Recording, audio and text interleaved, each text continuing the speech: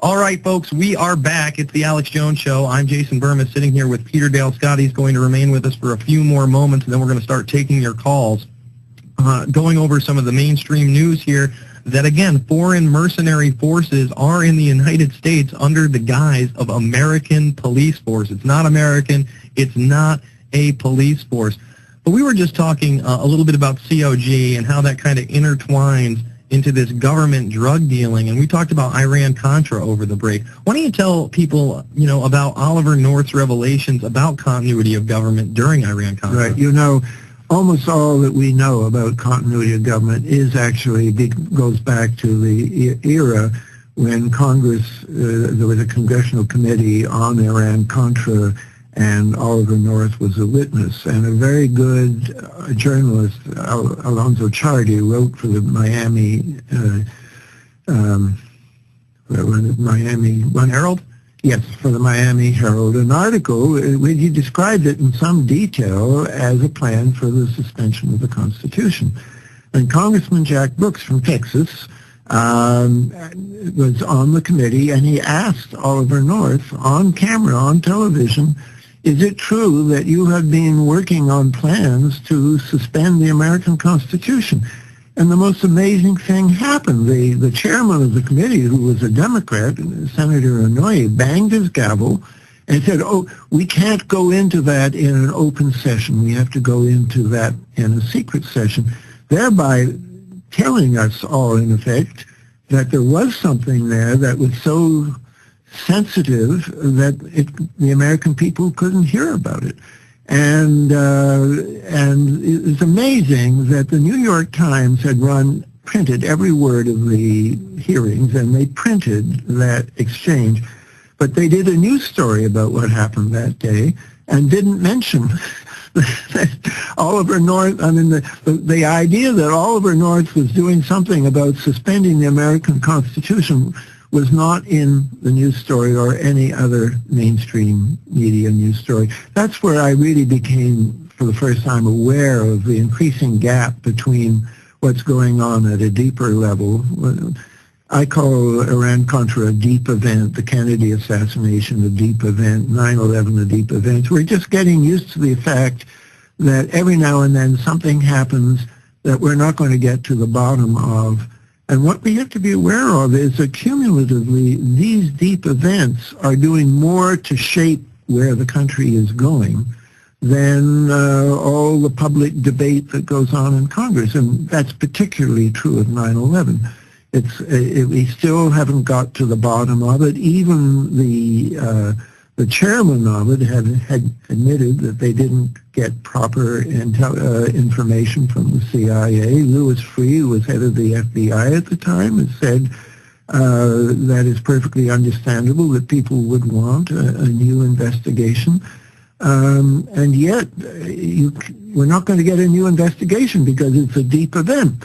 But the most important constitutional event of this century to date has been the passing of COG on the morning of September the 11th, 2001, and it's barely reported anywhere. The 9/11 report says, yes, it happened, but we decided not to look into COG. They admit in their report that it did happen and that they didn't investigate it.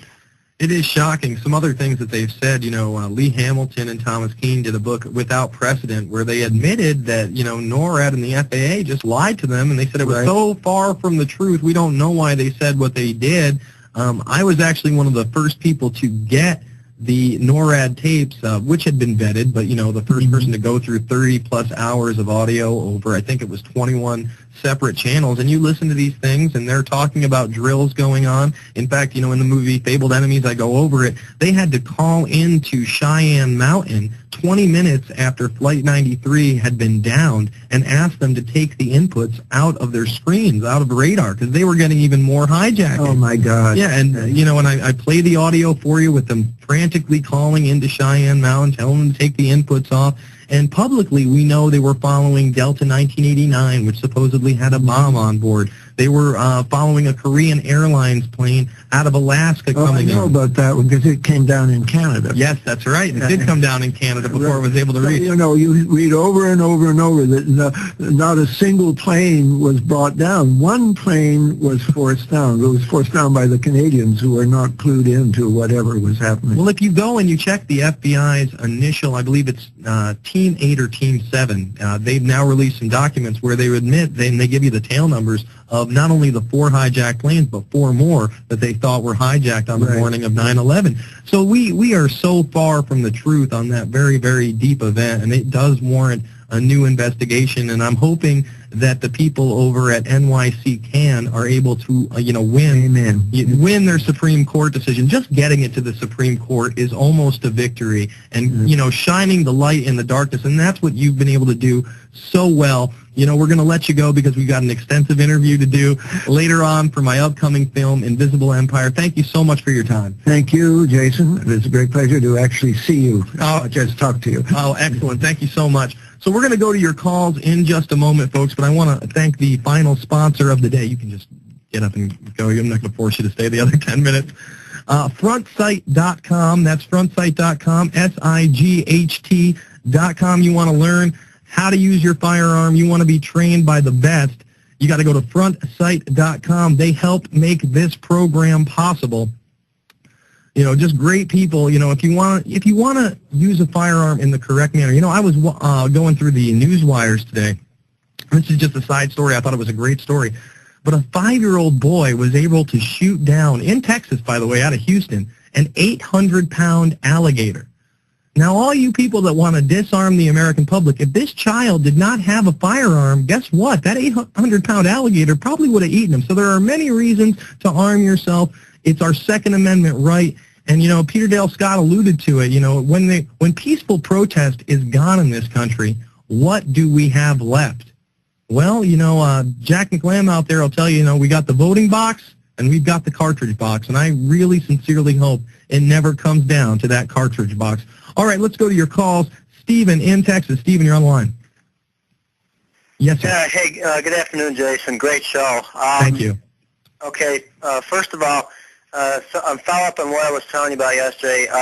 When I called out there to Hardin, I talked to a lady in City Hall. She said there wasn't anybody available from the City Council, but I specifically asked her, and this is one thing I really think needs to be pushed, because, okay, we're investigating who is this Michael Hilton, who's the parent company, all that, and that's all important.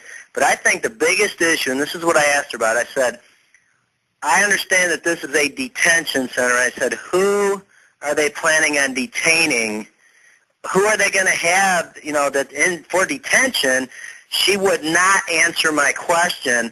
And, now they're saying, no, this isn't a Guantanamo type deal. Well, they're right. It's not. It's for me and you. And if you think about it, I thought it was really strange that Becky Shea actually took Alex inside the facility. Why would they do that when this is obviously a FEMA camp? I'll tell you what I believe personally. Mm-hmm. Number one, okay, try to quell the crowds and their, uproar about this. But I think, secondly, this was a psych job that they were trying to do on Alex, and you can ask them about this, where they're sending him a subtle message saying, Mr. Jones, welcome to what will ultimately be your home.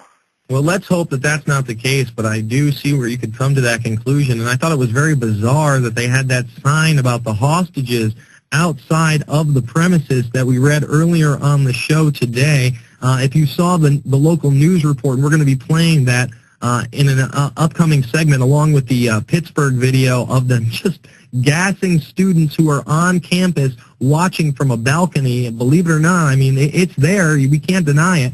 And I sincerely hope you're wrong, but when you have foreign mercenaries coming into this country who are multiple felons about to train other foreign mercenary and military groups, we have to ask these questions. And by the way, again, we have to find out about this Richard Culver fellow. Is he really Michael Hilton's boss? What has he done since he left as a colonel of the U.S. Army? What are his connections? Who owns American police force, which is neither American nor a police force. The hole deepens, the mystery deepens, and we need answers. I thank you for the call, Stephen, as always. Let's go to Betty in North Carolina. Betty, you're on the line. Hi, Jason. Glad to hear you again. Thank you. I wanted to let you know 3 things. One, I'm getting the word out with the films I have bought, and my podiatrist, he's got 4 brothers that are doctors. They're getting them out. They've been getting reviews back from him, so that's neat. Secondly of all, I went yesterday to the heart clinic to get my heart checked, and they have a scan there. I wasn't really paying attention. I was half asleep. And the lady there told me to wash my hands with sanitizer, place my right hand on this machine, and it scanned my whole, scanned everything. Yeah, it's the new way that they take fingerprints and they database you. They did this to Rob Dew. Again, no charges brought against him, a different process for protesters. It's the new digital way